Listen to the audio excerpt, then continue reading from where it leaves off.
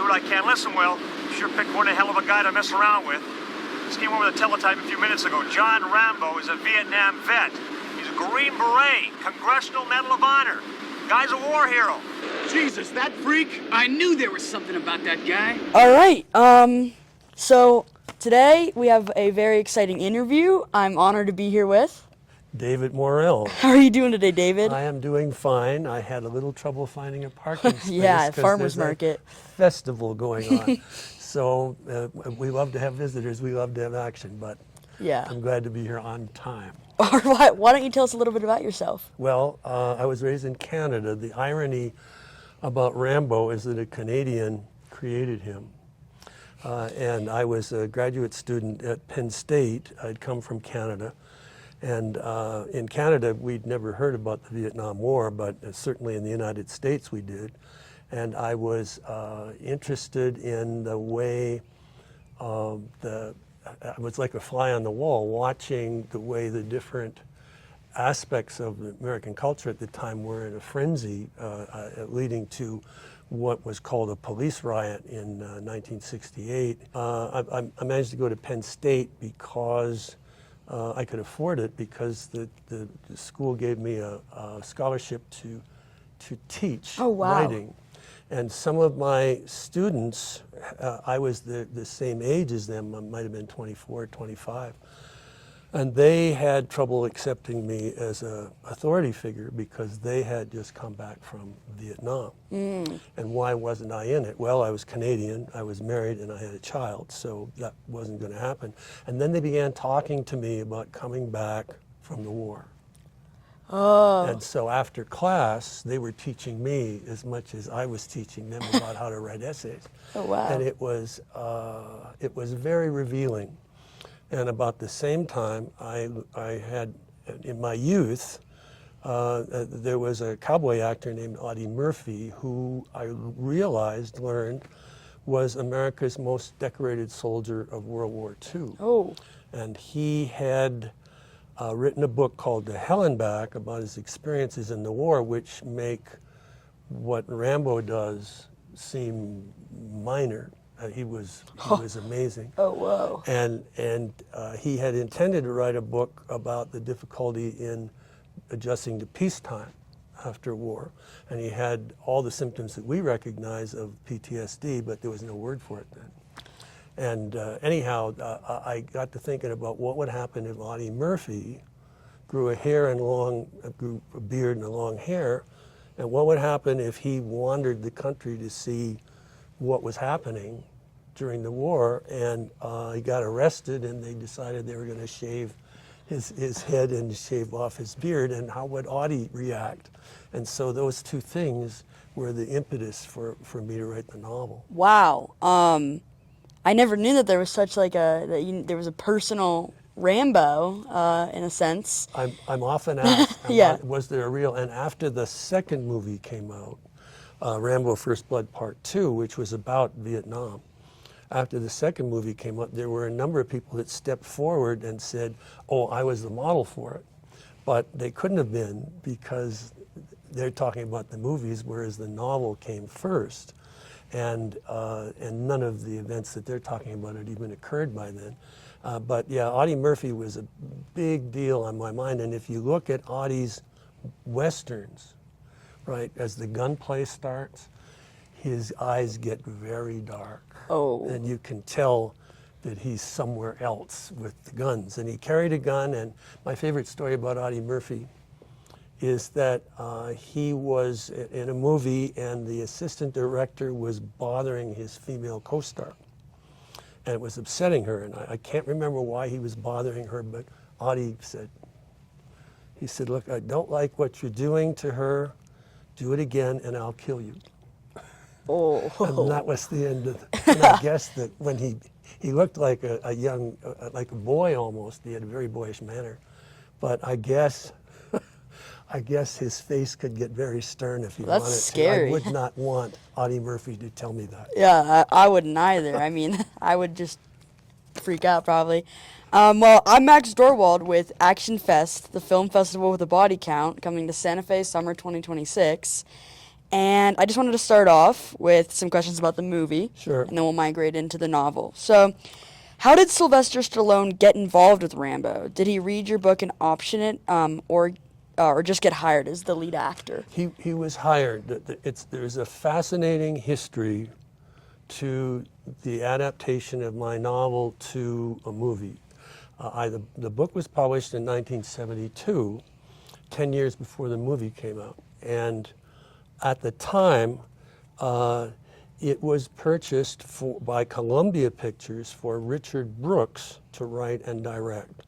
And I'm a big admirer of Richard Brooks. In Cold Blood, he did a couple of really good westerns, and anyhow, he was an amazing director, and he was going to do First Blood. And something happened that whatever he delivered, Columbia didn't like. And so they then sold it to Warner Brothers, where a number of leading actors were either thinking about it or had committed. Paul Newman, for example, was said to have been, yeah, maybe I'll do this. I think he would have played the police chief. But one project that I know for sure, Sidney Pollack, a director I deeply admire. I met Sidney once, and he was telling me that he was scheduled to direct First Blood in 1975, and Pollack had done a lot of Robert Redford films, and he'd done Out of Africa and 3 Days of the Condor. You know, a brilliant director, and his films look good. He wasn't a studio director, but they're studio-looking films. They have that gloss. Yeah. And anyhow, Steve McQueen was Rambo. That was Ally McGraw's husband. Yeah, not at that time. Not at the time. Not at that time. That came later when they were. Well, no, that's not true. Wait a minute. The Getaway was earlier. Yes, that's correct. And because this would have been '75, and Steve wanted to do the motorcycle stuff, and they were all set to Oh yeah, go. it was a sick scene. Yeah. Oh, it would have been great, and that would have been probably shot in the summer of '75 until they realized that Steve was in his early 40s. And Vietnam was a young man's war. Yeah. Most of them were 19, 20, 21, 22. That would have been old. And there was no way Steve in his 40s was going to be a Vietnam veteran in 1975. Yeah. So that project dwindled, and then it went to another studio, and then to cut to where we're going with this movie is two film distributors from the Orient, Mario Casar and Andrew Vanya. I knew Andy more than I knew Mario eventually, and they had a company called Carolco, and this was going to be the first movie they made. Whoa. And they had worked with Ted Kotcheff earlier for a project that never went anywhere, and they decided that Ted would be great to make a movie for them. What would you like to make? Ted said, I worked on a picture called First Blood at Warner's, never went forward, that's what I want to do. So now they had Ted, and they were using a screenplay from that period, William Sackheim and Kozel, I can't think of his first name at the moment. And anyhow, they approached Sylvester, whom I know pretty well, we've talked often, and he had never had a hit except in Rocky. Yeah. But he was very big overseas, and they thought this would be a good picture for him globally because they knew distribution. Yeah, for sure. And so he was hired to be the actor, and then he had second thoughts about identifying with the character until he asked, can I rewrite the script? And then he sort of made it Sylvester. You know, Yeah. I've talked to him a lot about making movies and writing them and acting in them, and he says he's always trying to find that, it's not method acting exactly, but that way that he would have of incorporating his life into the character so that he could identify with it. And of course, he's brilliant.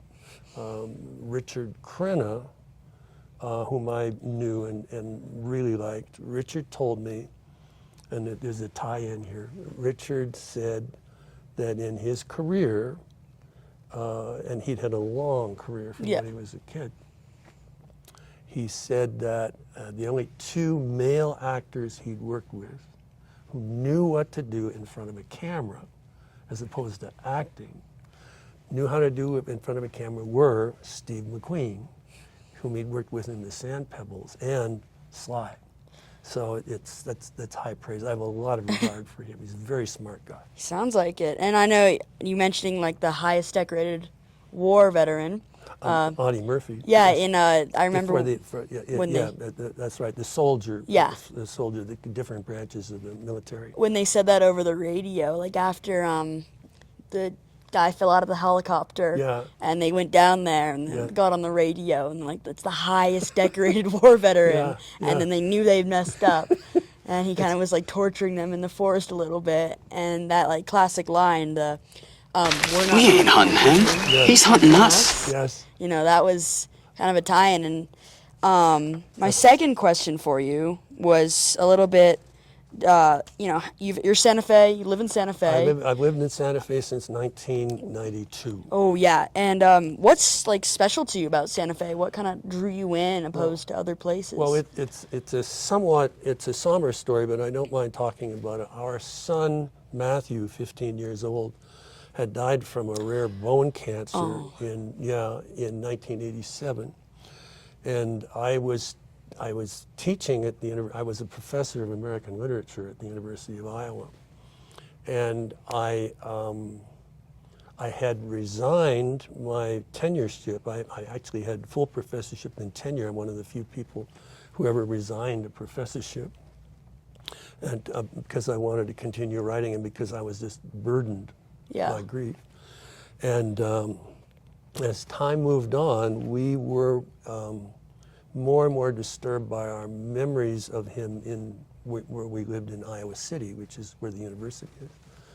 And one night we were watching a program on PBS called This Old House, and they were remodeling a Santa Fe home. And we watched it, and it turned out later, I was told, it might not be true, that it was Brian Dennehy's house that they were, but I can't be sure. And of course, Brian was in First Blood, so yeah, he was the chief. kind of a connection. So first of all, we were struck by how unique the architecture is. And then we were stunned that it was in mountains, because popularly people think it's like Tucson or Phoenix, and which it isn't. And then there was just something about it, and we'd heard some very interesting things about the spirituality of the environment. So we came out here in April for my birthday, just to look around, and on the third day we had decided to move. And that was in April, and in July, just after the 4th of July, we were living here. And I mean, every day is the light alone. There's a reason why painters and photographers are here, and every day I'm just stunned by the quality of the light, and of course the buildings, the architecture, and the mix of cultures. Yeah. Very, very rich mix of cultures. And to this day, I've been here many years, and to this day, sometimes I say, I wonder what's down that street, and I go down that street, and it's like, whoa. Yeah, I know. There's places that like on populated roads that I'll go down, and I'm like, I've never been here, and I've lived here my whole life. It's unpaved. Yeah, it's just, and it's so cool, and you never know. All the buildings are different, and unlike say, an adventure. when we were in the quite an adventure. Well, my deepest condolences. Thank you. Thank you. It's been since 1987, and what happened to us is that we tried to live as our son would have wanted himself to live. So it's a kind of a constant renewal for us. But he remains with us each day. Well, I'm very sorry about that, but keep living on. Oh yeah, no, we're good. Yeah. Well, my next question was not to move on from that. But Rambo fine. dies in your original book, but Yes. survives in the film. Yes. You wrote sequels to your book based on Rambo. Yes. Screenplays for a sequel. So how'd that come about? So, yeah. Now that's a spoiler, right? So Okay. but we have over here the novel, my novel First Blood, and there's a recent book called The Rambo Report: 5 Films, 3 Books, 1 Legend by Nat Segaloff, which is the whole. It's about the movie business. It's about the history of movies, the rise and fall of Carolco, and a whole lot of other things. And I wanted to point that out because the book and the movie, while they're the same, are different. And one of the, again, sorry for the spoiler, Rambo dies at the end. Yeah. As a famous writer, a good friend of mine, Donald E. Westlake, said he created the character of Parker in a series of films. And he said, given what happens in that novel, if the military had to go after him with Nike missiles, they would have done it. So I think one reason there were 26 attempts to make this movie. Oh. 26 scripts at least, That's the ones that I know wow. of, with some very noted screenwriters, including Richard Brooks. I think the ending was the problem. That how were they going to manage that? And Sylvester, that was one of the big debates that's talked about in the Rambo report, is that they filmed an ending where Rambo dies. I mean, and if you on home video discs, it's there. Oh. It's available, but he doesn't die as he does in my novel. He commits suicide. Oh. And so that in itself is a problem. But the footage is there on many home video discs. So Sly argued at length, and I think he was also thinking of sequels.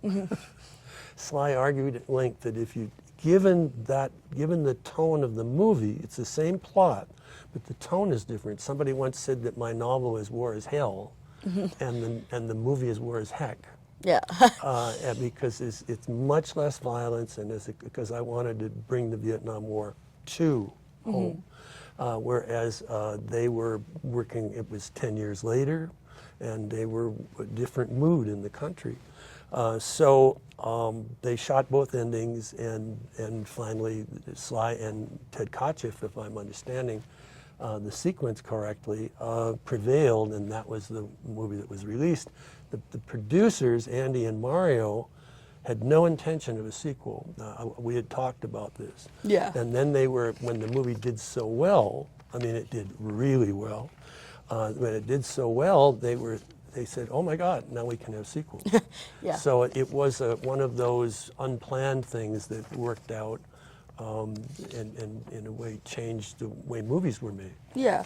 That ending was powerful stuff. You see him he's somewhat well put together. Yeah. And then in the end, he just breaks down, and you see the total PTSD. And the shoe shine box. Yeah. The shoe shine box. I knew somebody that was on set for that when Sly was working this out. He's a great improviser. I've seen him in Rambo 3. I saw him doing this sort of thing. Yeah. And he's a great improviser. And I think that somebody said, well, you can't always understand what he's saying. Well, hell, he's having a nervous breakdown. Yeah. What are we supposed to expect? So it's a beautifully made ending. And if people are curious, again on home video discs, I recorded. It's very rare for an author to be asked to do this. Yeah. But I recorded a full-length feature audio commentary in which I talked about my experiences with the cast and all, and the book and the movie and the way the whole background, comparing the two, and basically analyzing the movie from my perspective. It's a very well made movie. Yes. Carolco made good looking films. I really enjoyed it. Now, my dad afterwards, he was talking. He was like, that movie really held up. Yes. Because he remembers seeing it. He told me he was 11 when he first saw it. And he rewatched it, and I think he liked it just the same. It's the same. Yeah. I don't. It's not like we sit at home watching Rambo movies, but on occasion I have like introducing the movie at a theater. I've stayed to watch it, and I'm astonished how timeless, how it has stayed the same. And a lot of it is because of Carolco choosing, they just chose the right people. They had high standards for filmmaking. And there's an extra element to it, no CGI. Yeah, that's what my dad really liked, is he mentioned the no CGI in the beginning, especially with the motorcycle chase, Yes. when he's like jumping over like log stuff and the police cars following after him. That was really cool. I like that scene a lot. And even with, it was a stunt person who did the fall off the cliff. Mm-hmm. Oh, yeah. But I mean, it feels so real. And Sly told me they were shooting in December in British Columbia. There was snow on the ground. yeah. They had to use what you burn paint away from in Yeah. order to melt the snow, so dang. so they could match the It shots. must have been really cold. He was It- shirtless too, with the basically. shirt, yeah, he was, and he broke some ribs in the fall. Oh. He only did part of the fall. That was for the close-ups, but he did injure himself. Yeah, that was and he into burned the his tree. hands in the cave with the torch. When he's going like this, he did burn himself on that. So, but it's all all for the realism. Yeah, if what quotes, if any, stick out in your mind that you can think of from the movie? From the movie. Now, this is not from my novel. Okay? Yeah. But I'll give you all you won't believe. Yeah. Or at our house, Yeah. our favorite quote is, if one of us, my wife and I, if we get along great, but every once in a while, somebody will think, no, I don't think that's a great idea. The line will be, don't do it, Rambo. Yeah, with the colonel. yeah, when don't do it, Rambo. And I mean, it works. It's a lot of fun. And then we laugh. Yeah. How well did the novel do before a movie adaptation was made? I know there was a 10-year gap between. It sort of made publishing history in a number of ways. One was that I remember at the time when I showed my agent the book, and we might want to just back off a little. One of my inspirations, one of the reasons I wanted to write the book the way I did, which is, it's sometimes been called the father of the modern action novel. And the reason for that is there's no shots rang out and gun smoke filled the air, none of that stuff. I was trying to write as honestly as I could about action. My agent said, this is so strong, I think he said maybe we can only get a paperback sale. Oh. And so he submitted it, and in 6 weeks he had sold it to a company called M. Evans. And it's people might be interested. In 1972, there were as many as 45 independent publishers. And so there was a wide opportunity for different kinds of books to find their home. Today, there are 6 major publishers Oh, wow. with imprints, but it's really gotten more narrow, and the choices have become fewer. And M. Evans was known for its nonfiction. Any people watching this who are runners, who are joggers, the jogging trend began with a book called The New Aerobics, and that was published late 60s, and suddenly it was a thing to do. Yeah. Well, M. Evans did The New Aerobics. M. Evans did a book called Body Language, which talked about how the way people handle themselves, the way you can get self-conscious, the way you sit, the way what gestures you make, what they say about you. And another book called Open Marriage, which is about the way husbands and wives relate to one another, and how open you can be in the way you behave. And they said, we want to get into book publishing. And this was it's 1972, the height of the Vietnam War. And they said, this is topical, we can do something with it. And what's interesting to me is I mentioned Vietnam, I think, 3 times in the book. And I think that's one reason it's still being published. It's never been out of print. A new edition will be coming out next year. Oh. I mean, it's been remarkable, and I think one reason is I was writing the book in a way that I hoped it would not date itself. That it Yeah. wouldn't have so much of the time that it would look old-fashioned. So anyway, the book came out in '72, and to everybody's surprise, given that my agent had said it might just be a paperback, it was reviewed everywhere. Yeah. New York Times, Washington Post, Chicago Tribune, Saturday Review, Newsweek, Time. I don't know if there was a major newspaper or magazine that did not review it. Whoa.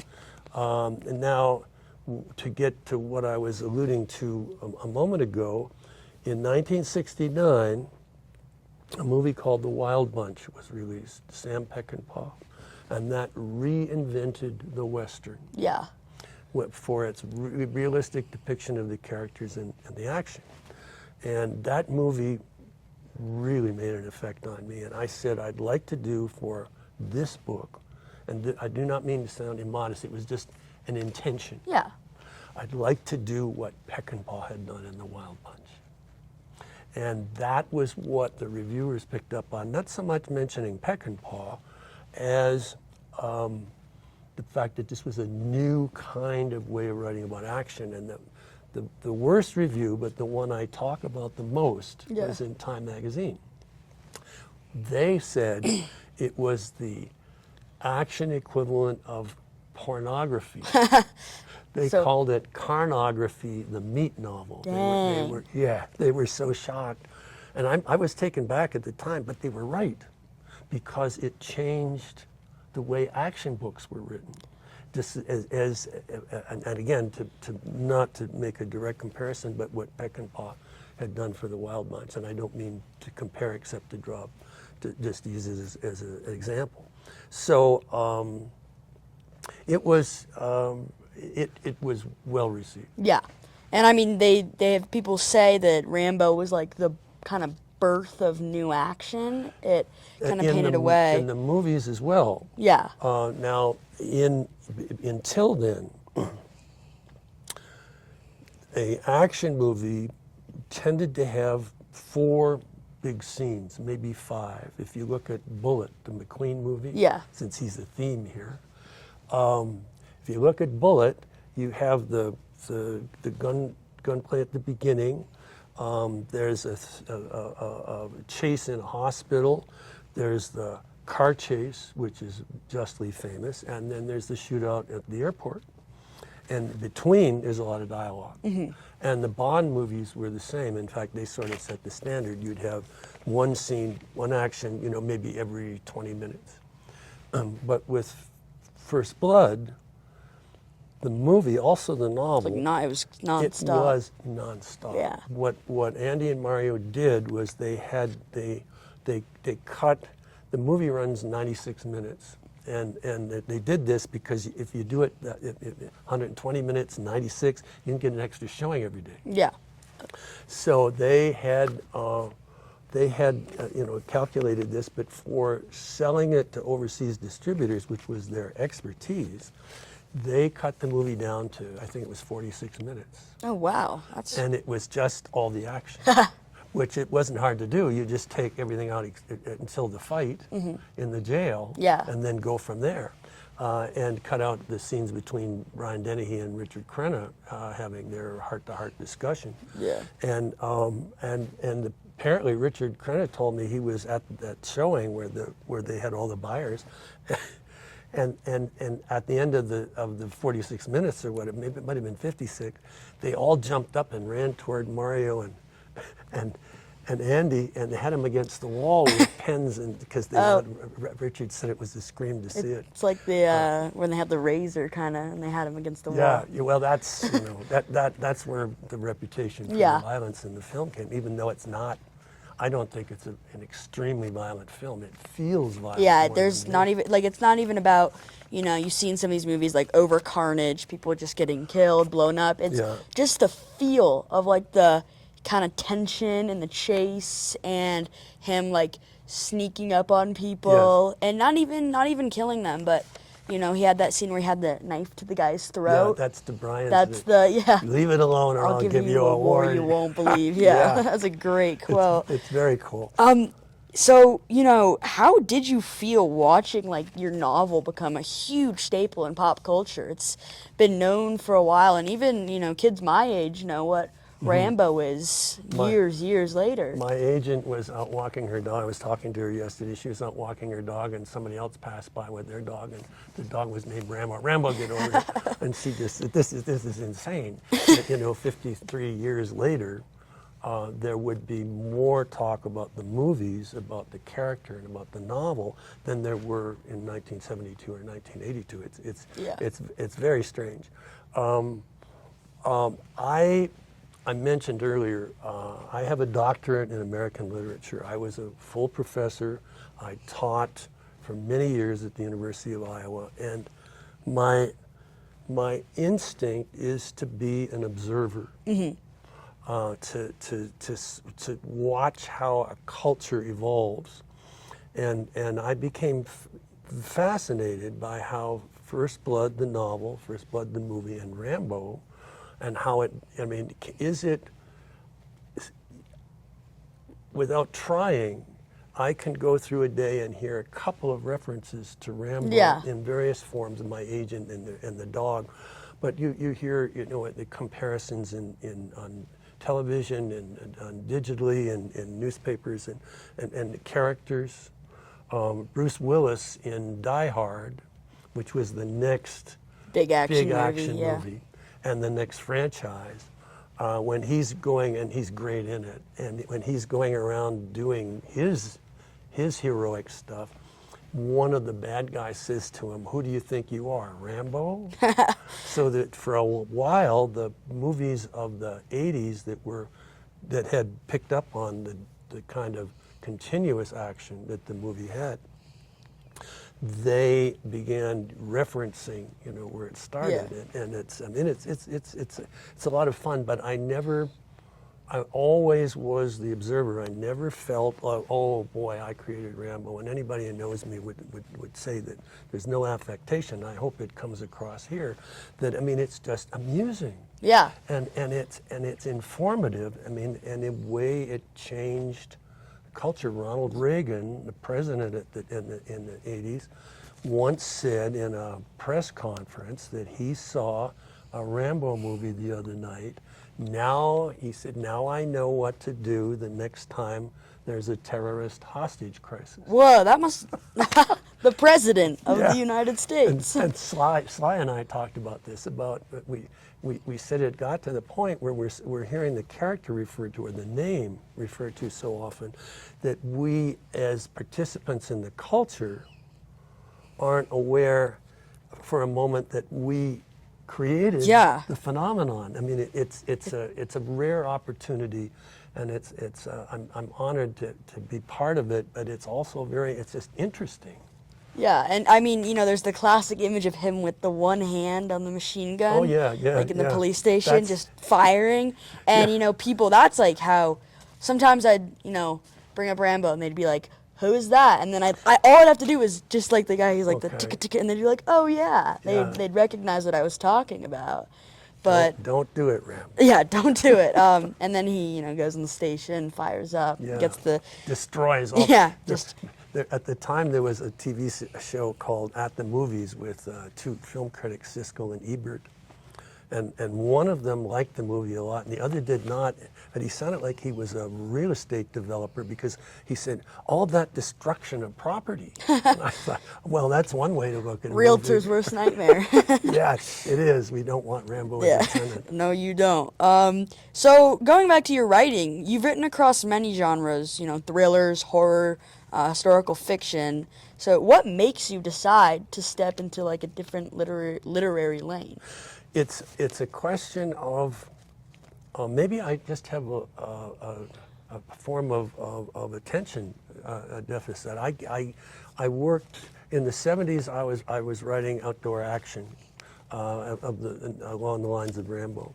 And in the 80s, I wrote Espionage, a very well-regarded series of novels that's associated with the first novel, The Brotherhood of the Rose. And it became a miniseries, an NBC miniseries in 1989, which remains the only miniseries to be broadcast after a Super Bowl. Whoa. And then in the 90s, I did something else. I did horror in the early 2000s, and then most recently, and it's the most fun actually I've had, I wrote a series of very realistic Victorian thrillers about a real-life man named Thomas de Quincey, who he was an opium addict, a notorious one at the time, but he invented the word subconscious. Oh, what? And the plot of the novels has to do with de Quincey with very recently established Scotland Yard, and they're happy with the plaster casts of footprints. Yeah. And he's saying, you know, the human mind is composed of chasms and sunless abysses, which is a quote from him. And they're looking at him like he's from Mars. Yeah, like what? So a lot of it has to do with, I did it for a while, okay, I get it, I can do it, but I'm interested in something else. So a lot of it is whimsical. Yeah, it's time to write a series of Victorian thrillers. And then I throw myself into the research. For some of the research, I became a private pilot for one of my novels, The Shimmer, about the Marfa Lights in West Texas. And I've had a lot of firearms training, and I'm not a gun person, but I know firearms well. Yeah. And it's just, you know, it's a lot of it. Somebody once said, and I disagree with this, write what you know about, but my view is write what you want to know about, because you're interested in it. And then if you do the research, which I love to do, then your book has that vitality of newly For learned sure. And I information. mean, I really like that you do that. You know, you kind of go out and you learn about the stuff instead of just writing blindly, like assuming, because sometimes authors do that and they release the book. Yeah. And it's not that it's completely wrong, but I appreciate your extra effort that you put into it I to love get to in. do Like, research. Well, I was once on a panel with another author, and we were somewhat competitive. yeah. And he looked around. He said, "I don't know what all this research you do. What is this research? I never do research." And I was all out because I'm an American citizen now, but I am from Canada. Yeah. And a Canadian is always polite, so I didn't say yes, and it shows that you don't do any research. But Yeah. I didn't say it. So when did you start writing exactly? And like, was Rambo your big break, or if you had more like novels before that? Rambo was my first novel. Oh. Now, this is, it's a story I love to tell. I was 17, and I was a troubled young man.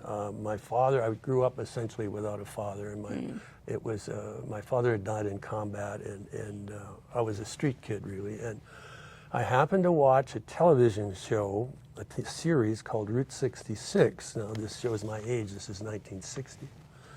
And it was about two young men in a Corvette convertible traveling across the United States in search of America, in search of themselves, was how they did it. And they never shot in a studio. It was always on location. And where the guys in the story would show up, they would have some event that they were part of. They filmed 4 in New Mexico, 1 in Carlsbad Caverns, and 3 in the Santa Fe area. And the writing on that show was by a screenwriter named Sterling Silliphant.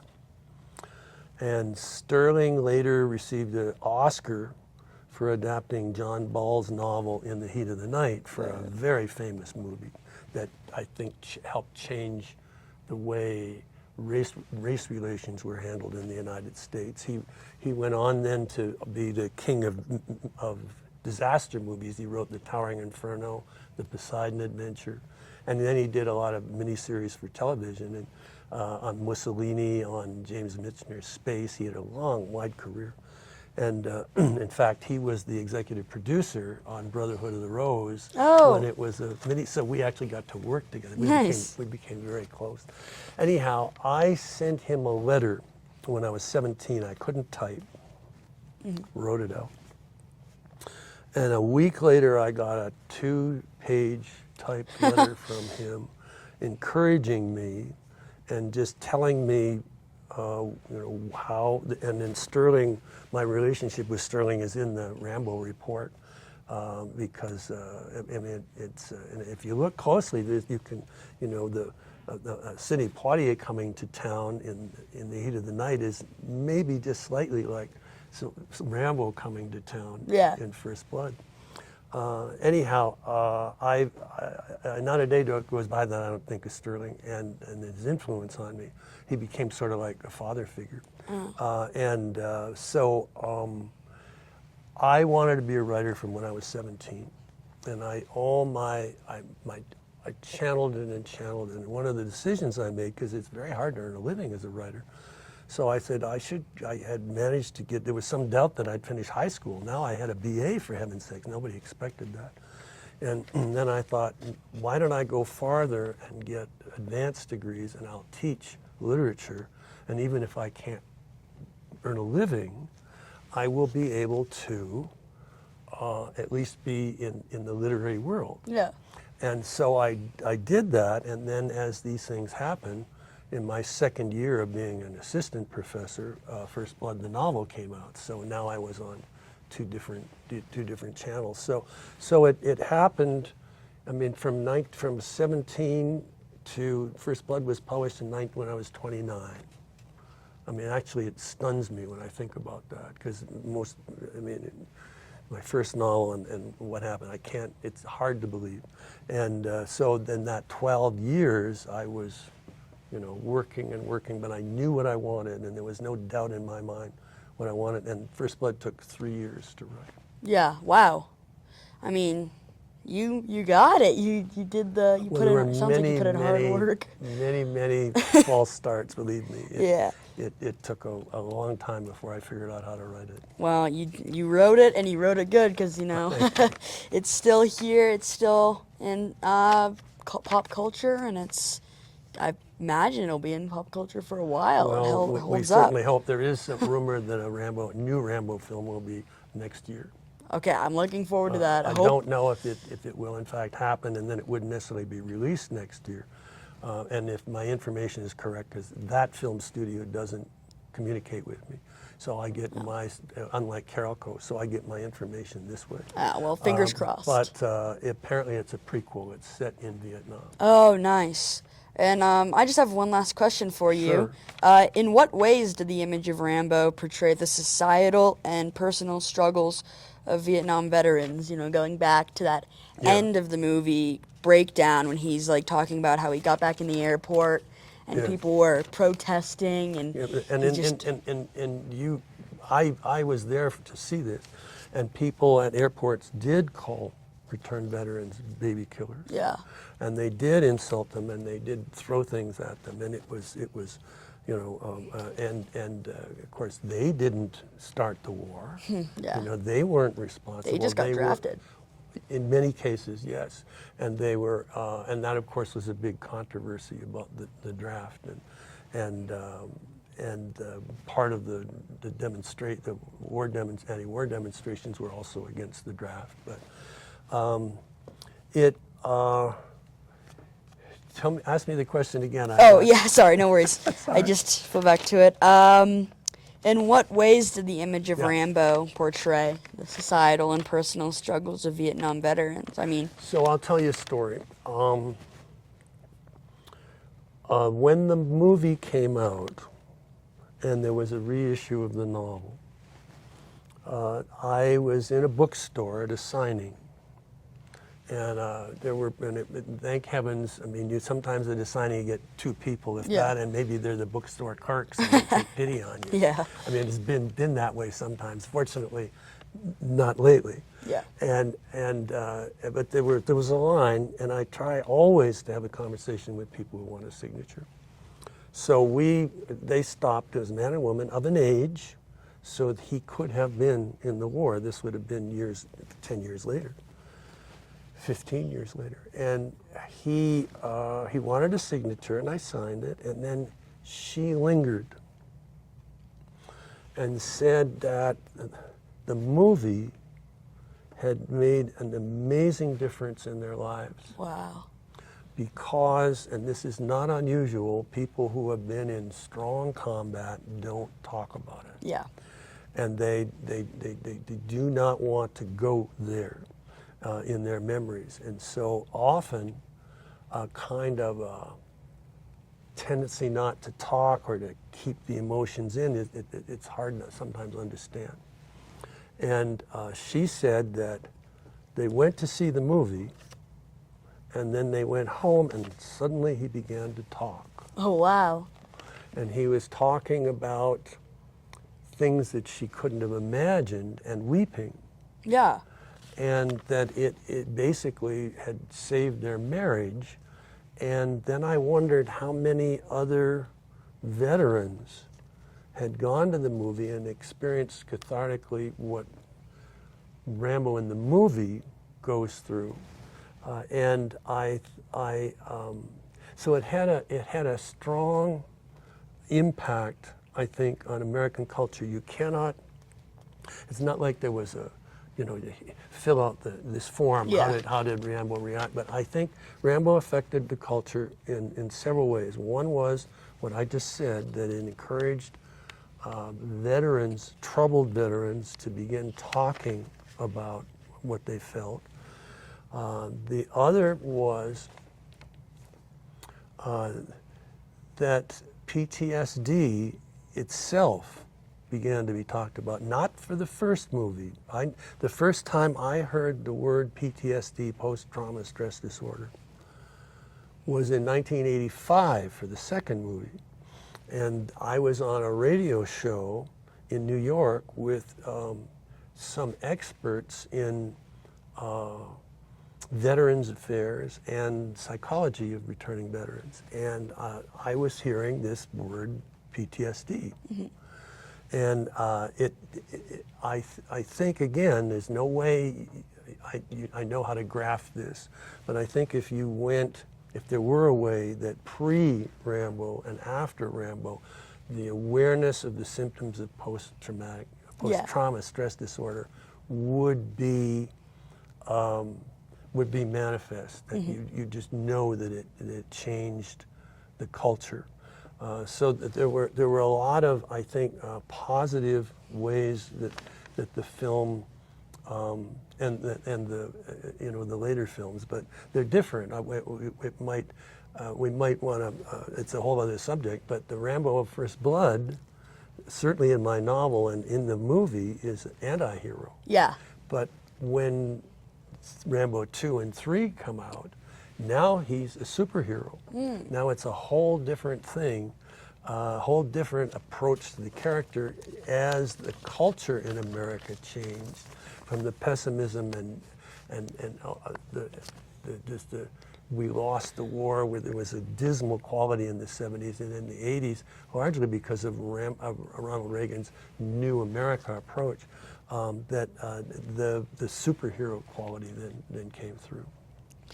Well, this has been great. Thank you so much, and I really enjoyed talking to you. Well, You're I very enjoyed well spoken. chatting with you. We had some fun. You're fun to chat. Thank you. Yeah, you're pretty fun to talk to as well. I like how you answered my questions. Sometimes I get like a couple sentences, and then I gotta. I was a professor. Yeah, so you very well spoken. So I appreciate it. You. Thank you. Thank you. It was very lovely much. meeting you. Oh, same here. Thank you guys for watching.